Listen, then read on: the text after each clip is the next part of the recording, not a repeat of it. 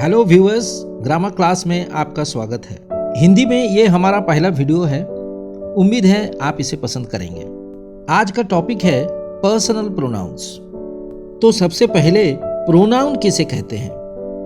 तो किसी सेंटेंस में नाउन की जगह जिस वर्ड का यूज किया जाता है उसे प्रोनाउन कहते हैं। मतलब किसी सेंटेंस में एक ही नाउन को बार बार रिपीट करने से बचने के लिए प्रोनाउन का यूज किया जाता है। प्रो का मतलब फॉर या के लिए, अर्थात प्रोनाउन का मतलब नाउन के लिए। अब इस एग्जाम्पल को देखें। Jane said that Jane wanted Jane's mobile back. इस सेंटेंस में जेन एक नाउन है, इसे 3 बार यूज किया गया है। ये सुनने और दिखने में बड़ा अजीब लगता है और इससे बचने के लिए हम सेंटेंस में पहली बार नाउन जेन का यूज करते हैं और फिर दूसरी बार जेन के जगह सी और जेन्स की जगह प्रोनाउन ह का यूज करते हैं। तो ये साफ है कि प्रोनाउन नाउन के स्थान पर सेंटेंस में आता है ताकि एक ही नाउन को बार बार रिपीट ना करना पड़े। अब हम जानेंगे इंग्लिश ग्रामर में एंटीसीडेंट किसे कहते हैं। जैसे कि मैंने अभी आपसे कहा कि किसी प्रोनाउन का यूज हम सेंटेंस में एक नाउन की जगह करते हैं, यानी हर एक प्रोनाउन कोई न कोई नाउन के बदले ही सेंटेंस में आता है। तो सेंटेंस में जिस नाउन के बदले कोई प्रोनाउन आता है उस नाउन को उस प्रोनाउन का एंटीसीडेंट कहते हैं। यानी हर एक प्रोनाउन का एक एंटीसीडेंट होता है और एंटीसीडेंट हमेशा एक नाउन ही होता है। और ये भी याद रखें कि एक प्रोनाउन और उसका एंटीसीडेंट हमेशा सेम नंबर, पर्सन, जेंडर और केस के होते हैं। इस रूल को मैं आगे चलकर विस्तार से समझाऊंगा। Tom and his sister have come. इस सेंटेंस में हिज एक प्रोनाउन है और उसका एंटीसीडेंट है नाउन टॉम। क्योंकि प्रोनाउन हिज का यूज इस सेंटेंस में नाउन टॉम के बदले ही हुआ है। My teachers are helpful so I respect them. इस सेंटेंस में टीचर्स एक नाउन है और जिसके बदले सेंटेंस में आगे चलकर प्रोनाउन देम का यूज हुआ है। तो क्लियर है कि इस सेंटेंस में प्रोनाउन देम का एंटीसीडेंट टीचर्स है। Leena is absent today because she is unwell. इस सेंटेंस में सी एक प्रोनाउन है और इसका इस्तेमाल किस नाउन के बदले हुआ है? नाउन लीना के बदले। तो नाउन लीना इस सेंटेंस में प्रोनाउन सी का एंटीसीडेंट हुआ। सेंटेंस में एंटीसीडेंट आमतौर पर प्रोनाउन से पहले आता है। एंटीसीडेंट अगर सिंगुलर होगा तो प्रोनाउन भी सिंगुलर, एंटीसीडेंट प्लूरल होने पर प्रोनाउन भी प्लूरल होगा। इसी तरह एंटीसीडेंट और प्रोनाउन के जेंडर भी सेम होते हैं। प्रोनाउंस के बारे तो हमने जाना, तो फिर पर्सनल प्रोनाउंस क्या होते हैं? देखिए, जैसे कि नाम से ही पता चलता है, पर्सनल प्रोनाउंस वो प्रोनाउंस होते हैं जो किसी पर्सन्स या ह्यूमन बीइंग्स के नाम के बदले सेंटेंसेज में यूज किए जाते हैं। लेकिन इंग्लिश ग्रामर में personal pronouns animals, objects, places तथा आइडियाज को भी सूचित कर सकते हैं। और मैं बार बार कह रहा हूं कि सेंटेंसेज में पर्सनल प्रोनाउंस के पर्सन, नंबर, जेंडर तथा केस वही होते हैं जो उनके रिस्पेक्टिव एंटीसीडेंट्स के होते हैं। इंग्लिश ग्रामर में पर्सनल प्रोनाउंस के 3 पर्सन्स होते हैं। फर्स्ट पर्सन यानी जो व्यक्ति बोलता है या बोलने वाला। सेकंड पर्सन यानी जिस व्यक्ति से बोला जाता है या जिससे बात की जाती है। और थर्ड पर्सन मतलब जिस व्यक्ति के बारे में बोला जाता है या बात की जाती है। तो फर्स्ट पर्सन के पर्सनल प्रोनाउंस हैं आई और वी यानी बोलने वाला।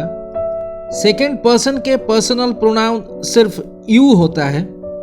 यू सिंगुलर और प्लूरल दोनों को सूचित करता है। और थर्ड पर्सन के पर्सनल प्रोनाउंस होते हैं ही, सी, दे और इट। इनमें ही, सी और इट सिंगुलर नंबर के हैं जबकि दे प्लूरल नंबर का। आई का मतलब मैं, वी का मतलब हम या हम लोग, यू का मतलब तुम या तुम लोग, ही और सी का मतलब वह, दे का मतलब वे और इट का मतलब यह। नाउन्स की तरह पर्सनल प्रोनाउंस के भी 2 नंबर होते हैं, सिंगुलर नंबर तथा प्लूरल नंबर। सिंगुलर नंबर से सिंगल यानी एक का बोध होता है तथा प्लूरल से एक से अधिक का। फर्स्ट पर्सन में आई तथा थर्ड पर्सन में ही, सी और इट सिंगुलर नंबर के पर्सनल प्रोनाउंस होते हैं।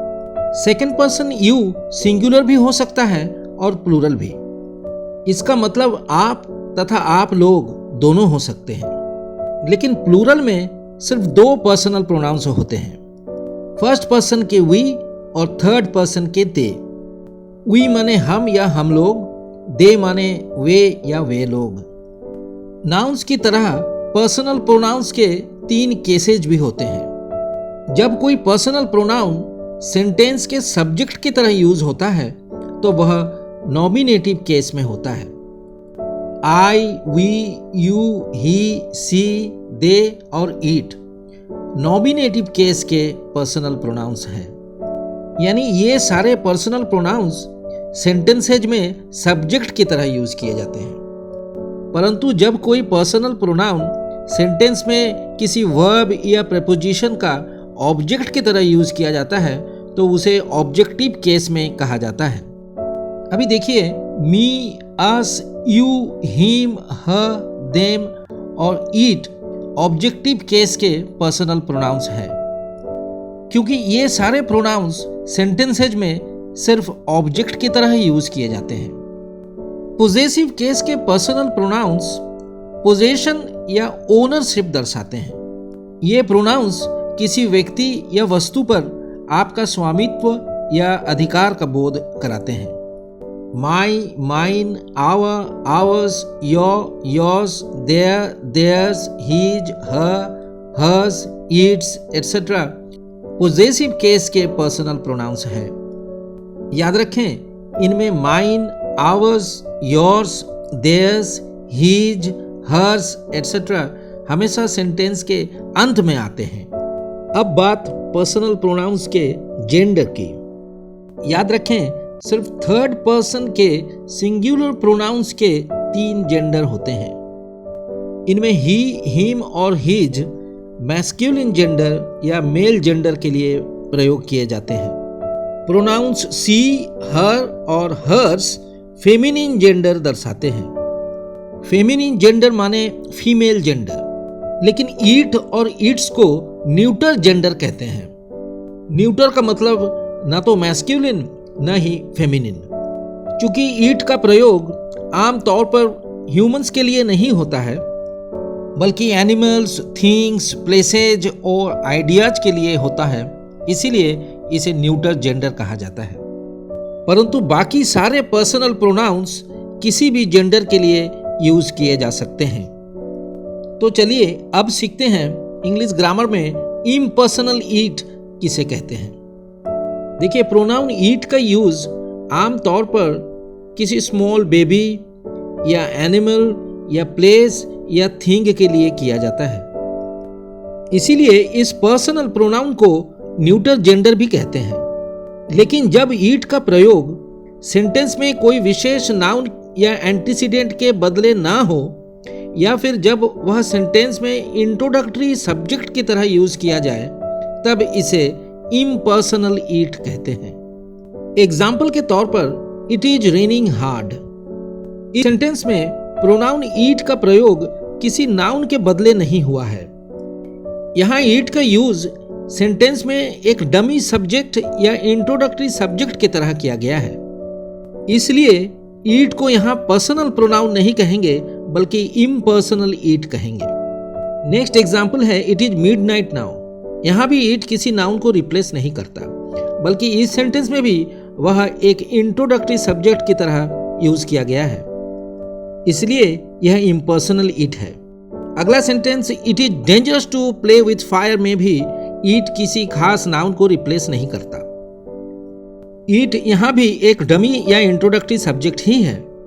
तो बात स्पष्ट है, अगर ईट किसी सेंटेंस में किसी नाउन के बदले में यूज्ड नहीं होता है तब वह इम्पर्सनल ईट कहलाता है।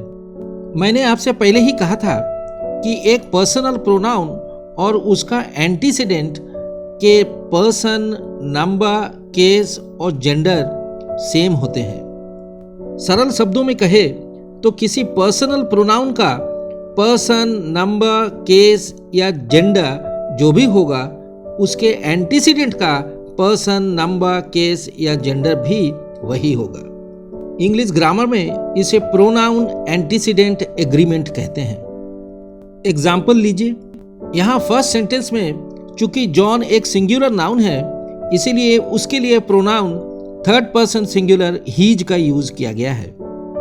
सेकेंड सेंटेंस में नाउन गर्ल सिंगुलर नंबर और फेमिनिन जेंडर का है, इसीलिए pronoun third person singular feminine gender her का यूज किया गया है। लास्ट सेंटेंस में नाउन बॉयज प्लूरल नंबर का है, इसलिए यहाँ plural pronoun their possessive case में आया है और प्लूरल नाउन सूज के बदले plural pronoun them objective case में आया है। अब ऑर्डर ऑफ पर्सनल प्रोनाउंस क्या है, यानी एक सेंटेंस में किस ऑर्डर या क्रम में पर्सनल प्रोनाउंस को हमें रखना चाहिए। जब किसी सेंटेंस में तीनों पर्सन्स के प्रोनाउंस एक साथ आते हैं और अगर वो सारे सिंगुलर नंबर के हों तो सबसे पहले सेकंड पर्सन यू, फिर थर्ड पर्सन ही या सी और अंत में फर्स्ट पर्सन आई आते हैं। लेकिन अगर ये तीनों पर्सन्स के प्रोनाउंस सारे प्लूरल नंबर के हों तो सेंटेंस में उनके क्रम या ऑर्डर जरा डिफरेंट होता है। प्लूरल नंबर के होने पर सबसे पहले फर्स्ट पर्सन वी, फिर सेकंड पर्सन यू और फिर लास्ट में थर्ड पर्सन दे आते हैं। पहला रूल का एग्जाम्पल है you, he and I are teammates. यहाँ सारे प्रोनाउंस सिंगुलर नंबर के हैं। और सेकंड रूल का एग्जाम्पल है we, you and they can together make it possible. इस सेंटेंस में सारे प्रोनाउंस प्लूरल नंबर के हैं, लेकिन ऑर्डर ऑफ पर्सनल प्रोनाउंस के एक और खास रूल भी हैं। अगर हम किसी सेंटेंस में रिस्पॉन्सिबिलिटी यानी जिम्मेवारी, रिग्रेट यानी पश्चाताप का बोध कराते हैं तो सबसे पहले फर्स्ट पर्सन, फिर थर्ड पर्सन और अंत में सेकंड पर्सन के प्रोनाउंस आते हैं। दरअसल ये बात शिष्टाचार की है। किसी बात की जिम्मेवारी लेते समय स्पीकर सबसे पहले अपना नाम लेता है और अंत में सामने वाले का। For example, I, he and you are responsible for this accident. I and he will have to compensate for this damage. Compensate for मतलब भरपाई करना। देखिए, इन दोनों सेंटेंसेज में रिस्पॉन्सिबिलिटी लेते वक्त सबसे पहले फर्स्ट पर्सन आई के यूज हुआ है। अब चलते चलते मैं पर्सनल प्रोनाउंस के यूज में होने वाले कुछ कॉमन एरर्स की बात भी कर लेता हूं। दिस पेन इज माइन, यहाँ माइन के बदले माई का यूज करना गलत होता है, क्योंकि माइन, आवर्स, योर्स, देयर्स आदि का यूज हमेशा सेंटेंस के अंत में ही होता है। अब कोई आपसे पूछे who has broken the flower was, तो आपका जवाब होना चाहिए इट्स मी सर। यहाँ मी के बदले आई का यूज करना मिस्टेक होगा।